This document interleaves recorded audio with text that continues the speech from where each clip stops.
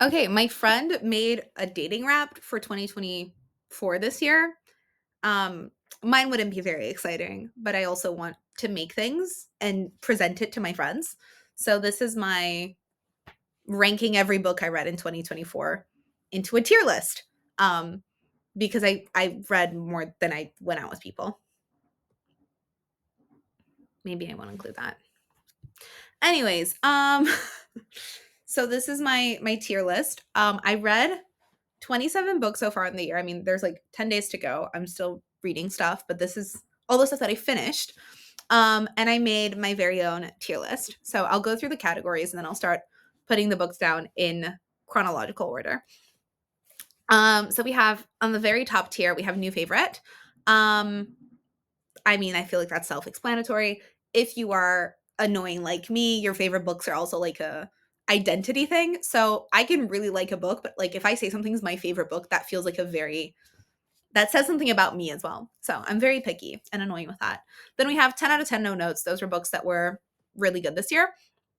Then we have strong reread candidates. So maybe not like 10 out of 10 tier, but I would read this again. We have like this, but basically I enjoyed it, but I wouldn't be reading this again for whatever reason. Then we have I remember having fun. Honestly, and I didn't even read that much this year, but I don't remember the plot of some things, but I remember enjoying them. So that's where the book goes. Whereas like I like this, but please don't ask me to tell you what happens in this book.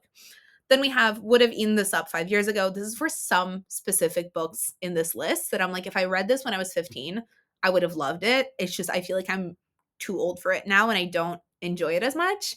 But it wouldn't be like in a shitty tier. Then we have Glad It's Over. I mean, I also feel like this is self-explanatory, but it was like, okay, I'm glad that I have read this, but I was so relieved when the book was done. And then Should Have DNF'd, which are like the books that I hated with a passion. Okay. So the first book I read this year was Slow Days, Fast Company by Eve Babbitt. If you were around me at all summer of 2022, you knew that I was like raving about her. Um, One thing I'm also gonna do for like books that I've read a lot of shit from the same author is if it's not like a top tier, I'll tell you what would be a top tier. Um, I would say this is like a strong reread candidate. Ooh, how do I move this? Okay. Um, Yeah, I enjoyed it. I read a lot of nonfiction this year, which is usually not my cup of like my favorite thing.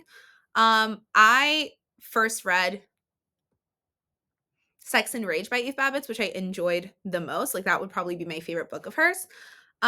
This was fun. It's short, it's sweet, it's very chaotic, it's very Eve Babbitt's. Then the second book I read was Today, Tonight, Tomorrow. This is YA, and maybe I like should have known going into it that I wasn't gonna like it as much. I think it might be enemies to lovers. From what I remember, it's like academic rivals that have to like do this. Their school puts on this like big scavenger hunt at the end of the year, and there's something to win, and they have to team up. I would have eaten this up 5 years ago. Then we have Goodbye Columbus, which where the fuck is that? I read this because I saw it in my brother's room and I borrowed it, and I saw one of my friends reading this for her like English lit class. I remember having fun. I liked this, but I don't remember a lot that happened. And I feel like it's one of those things where people are like, you need to read like Philip Roth. I haven't read Portnoy's Complaint. Um, yeah, I remember having fun. I don't remember the plot. Okay, then we have the three House of Something from Sarah J. Maas. I have been a Sarah J. Maas fan before. I liked her before she was popular. She's always been popular. Um, but I read ACOTAR and Throne of Glass like in middle school, beginning of high school. And then I reread both of them last summer when I was writing my diss. Um, Not for my diss, just because I didn't want any like new information. I will say this is my least favorite of her series. I also don't like that she's like crossing the universes over. I like when things are self-contained. So I'm gonna put these on. I don't know if they're I also don't remember that well the plot. I remember like it was like really modern. As a whole, I find that like Sarah J. Maas, the first book of her series are the weakest ones. I found this really hard to get into. Like I tried starting reading the series when I was coming off of my like reread last year, and I was on a Sarah J. Maas high and I still couldn't get into it. And then I was basically convinced by Alicia, who told me that like there was like a crossover with the other universe. I remember having fun, but I don't think I would reread this. I have no urge to reread any of them. So I'm going to put them here. I also don't like the crossover. I think I like the last one better though. So I'm going to put this on like this, but the last one, when they like, there's like a thing with a submarine, I thought it was fun. Okay. The next book was Heartburn. Again, if you were around me at all this year or towards the end of last year when I got really into Nora Ephron, I don't shut up about her. I think she's fucking hilarious. And I love like thinly veiled fiction. So here she finds out that she finds out that her husband is having an affair. Actually, fuck this. 10 out of 10 no notes. I'm a really big fan of her nonfiction. Like it's a collection of essays. I feel bad about my neck and other thoughts about being a woman. I have probably recommended this to like half of the people who are seeing this. I still think that's great, and that is like one of my favorites, but 10 out of 10 no notes. I fucking love Nora Ephron. She's so funny. She finds out her husband is having an affair when she's like 7 months pregnant. And I think Nora Ephron's very funny.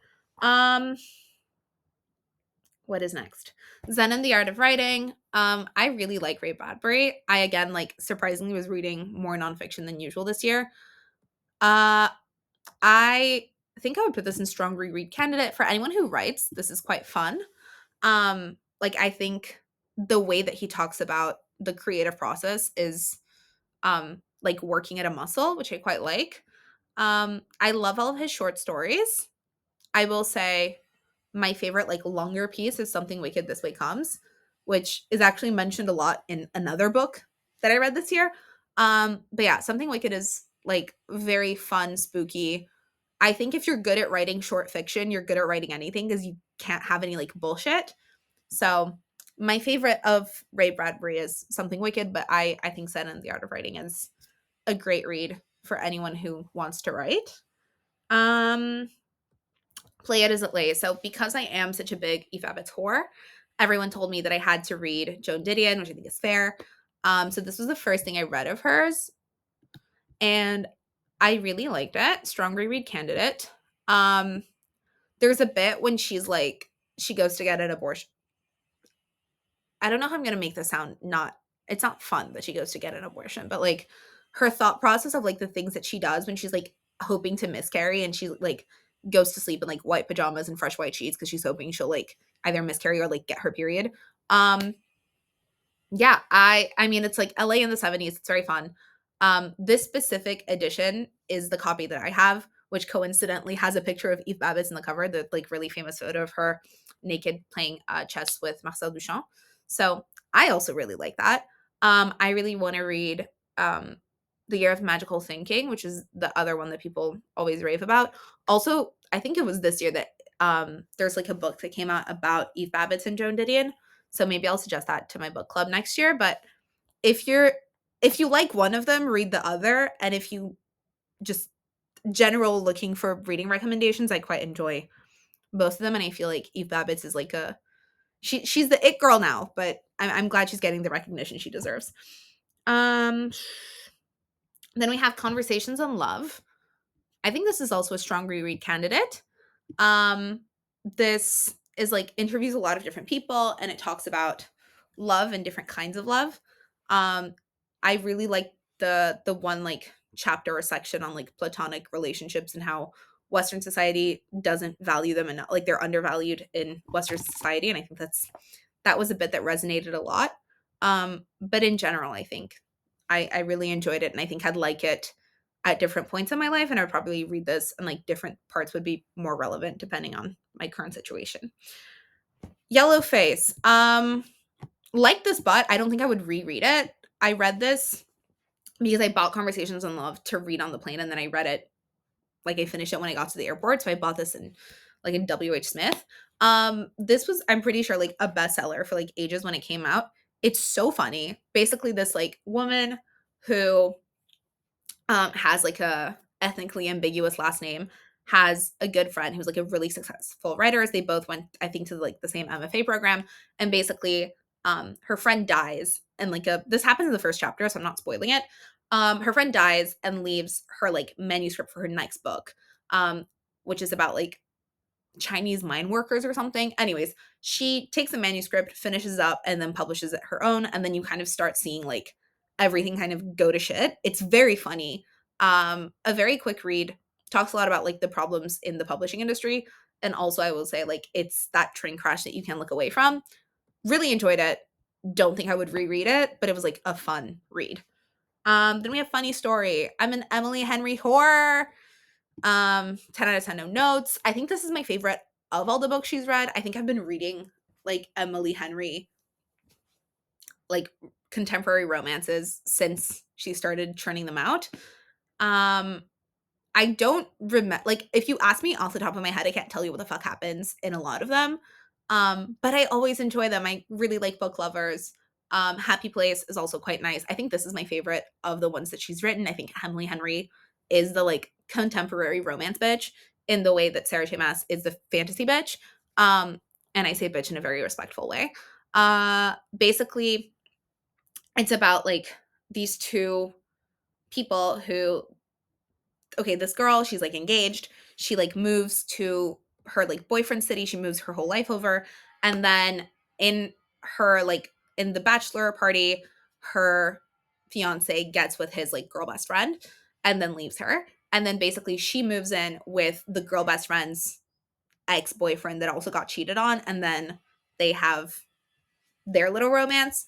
I thought the setup was funny and it was probably my favorite of all of her contemporary romances. So, really enjoying that. Then we have The Summer Will Be Different. Carly Fortune, I'm pretty sure, is Canadian. She writes Canadian romances. I don't know if I would put this in would have eaten this up 5 years ago, or I'm gonna put it in I remember having fun. This is like a beach read. I don't remember what happens in this book. She also wrote Meet Me at the Lake, which is like a pink cover. It's the definition of like something that is like brain empty, having fun, which I think is equally valid as something that is big brain. I think I read big brain in the winter and like fun in the summer. So I remember having fun, but I can't tell you what happens in this book. Then we have Vidas Secas. This is my mother telling me to read more Brazilian literature. I hated this. I hated every second of this. This wasn't a signed reading, but it felt like a signed reading. It's the skinniest book, and it took me like 2 months to read this like less than 200-page book. And I also was reading it at the beach, and the vibes were just not it. But it's a glad it's over. Like I feel like I need to have read it because now I know what people are talking about, but I did not enjoy it at all. And now I like am second guessing my mom's book recommendations because she has let me down. Okay, the next one, Debt, the First 5,000 Years. This is kind of not the same vibe as everything else. I spent a lot of time at home this year, and so I was getting books for my brother, and I basically asked him like, "What is money?" And he handed me this book. I will say, like this book, I don't think I'm going to be rereading it. The fact that I finished a like 600-page book on economics and like the history of debt is saying a lot. I thought it was interesting. He talks about the myth of the barter system, and so like how our whole society is built on debt, and how our concept of money is also based on debt. I thought it was interesting. I actually really enjoyed it. And the fact that I also read this in the summer, like I brought this book to the fucking south of France and I read it there. I think says a lot about the quality of the book, considering that I was reading this in the summer and this would be a winter read for me. I would recommend. I'm not a big like econ girly, but this was fun. And it also gives me shit to talk about with econ people. And it's not like a this is how you invest money book, because I don't know if I would enjoy that as much. Is it very useful for me? Probably not, but I enjoyed it. Okay, the things I carried. I first read this. This was the first book I read for IB Lit, so I was 15. And also everything I read for Lit was like heavily annotated. So it was really cool to see like what 15-year-old me thought was relevant about this book. I mean, it was a reread. It will continue to be a reread candidate. This book, honestly, 10 out of 10. This is not my favorite book, but this book has my favorite chapter in all the books. Like my favorite chapter of everything I've ever read is in this book, and it's the How to Tell a True War Story. I really like it. It's really meta. Not something I would have like picked out on my own. I'm not interested in the Vietnam War, but I would highly recommend this to anyone. I also really like, as you can probably tell from Heartburn and also my obsession with Sex and Rage, when like books kind of fudge around with the line between like autobiographical and fictional. I took a life writing class in my last term at uni, and kind of like, how do we define autobiographical writing versus life writing? And I like it when you kind of blur the lines between narrator and author and protagonist. I think that's really interesting to read. Um, A Spy in the House of Love. I remember having fun. Don't ask me what this book was about. I liked it though. So there we go. Um, then we have The Master and Margarita. This was like a girl in my undergrad mentioned that this was her favorite book when I started my degree. So I was like 17. I bought this 4 years ago and it sat on my shelf and I finally read it. And I think it might be I don't know if it's a new favorite or if I'm going to put it in 10 out of 10 no notes, but it might move up. It's hilarious. The devil comes to Moscow. He like wreaks havoc. It's very funny and it has single-handedly encouraged me to read more Russian lit. So, um would highly recommend. It's so chaotic and so fun. Satsuma Complex. This was the book club pick. I joined a book club this year and this was our first pick. It was awful. I would have DNF'd if it wasn't for the fact that I had to go and discuss the book.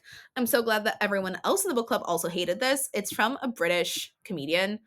Honestly, it wasn't funny. It wasn't good.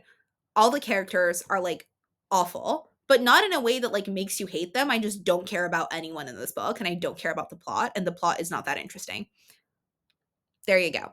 I'm like, I hate it's not that he's unlikable. It's just the protagonist is like, I don't give a fuck about you, period. And I feel like I should care even if I hate you. Next one. Okay, Just Kids. If you've been around me at all since November, you've heard me raving. New favorite bitch. I cried on the plane. Um, Easily one of the best books I've ever read. It hit so hard. I think with memoirs, like when they hit because you realize like this is a real story. The best love story I read this year. The fact that it's something that actually happened. I think the kind of love that her and Pat experience is just um yeah, I have no words. I wish that I could like take something to erase my brain so I could read this again for the first time. And I'm so jealous of people who haven't read this and get to read this for the first time. I am not very eloquent, clearly. Eve's Hollywood. Strong reread. Not my favorite Eve Babbitts. I mean, I like everything she writes. I think there is such a thing as like getting saturated. And I think I had just come off Just Kids, and anything I read after that was going to be overshadowed. Um, but yeah, I enjoyed it. I really like Eve Babbitts and will continue to read whatever I can from her. Véspera, this is another like Brazilian book. The same author wrote Tudo é Rio, which was like very popular when it came out, and I think that's more recent. I like this, but don't think I will be um rereading. It jumps between two generations. Basically this woman has like twins and she calls them Cain and Abel, like from the Bible story, and then her husband like gets them registered with those two names, and then it's her calling them both Abel because she doesn't want like to do many of the kids, and then you jump between the two generations. Yeah, I like this. I don't know if I would reread it, but it was enjoyable. Um Maybe you should talk to someone. This was my second book club pick. Honestly, I don't know if this is new favorite, but it's definitely 10 out of 10 no notes.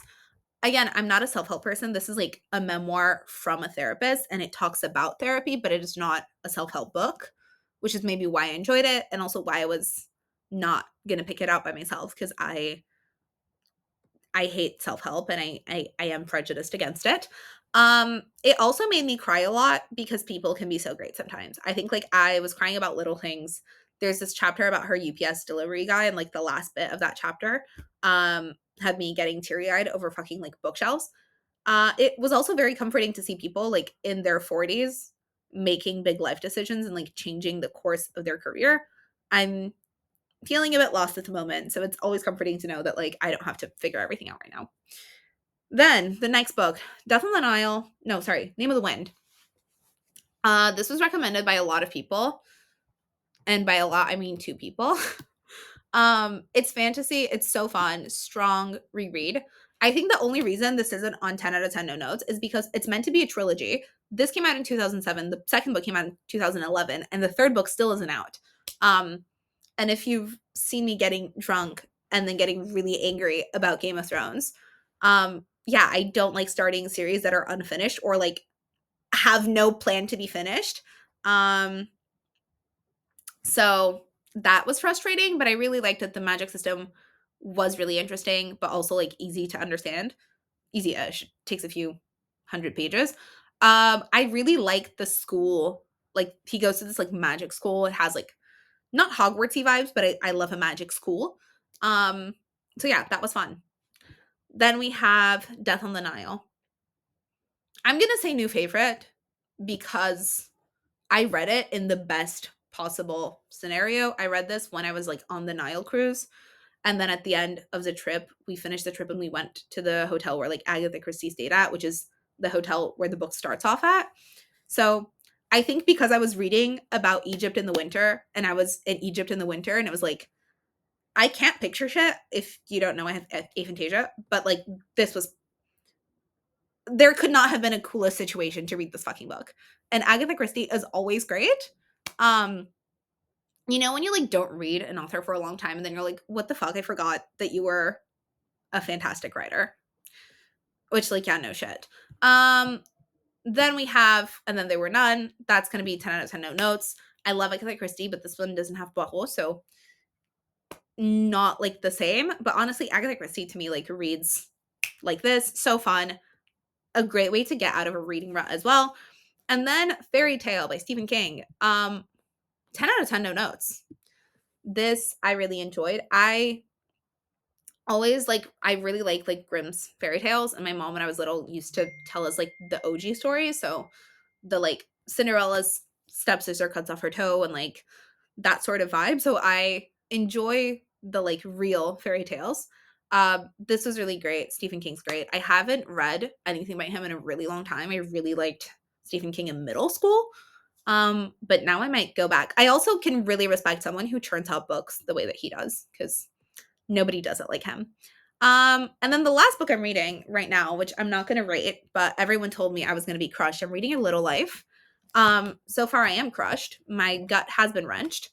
But I'm really enjoying it. Thanks to the friends who gave me a heads up about things that I was going to be very sensitive to. But yeah, I'm really liking that. Might be a new favorite, might be a 10 out of 10 no notes. I can always appreciate something that can make me cry. Like I like to feel things. So that's my wrapped. I hope you enjoyed that. And then hopefully next year I'll have better recommendations or just have read more books. Okay.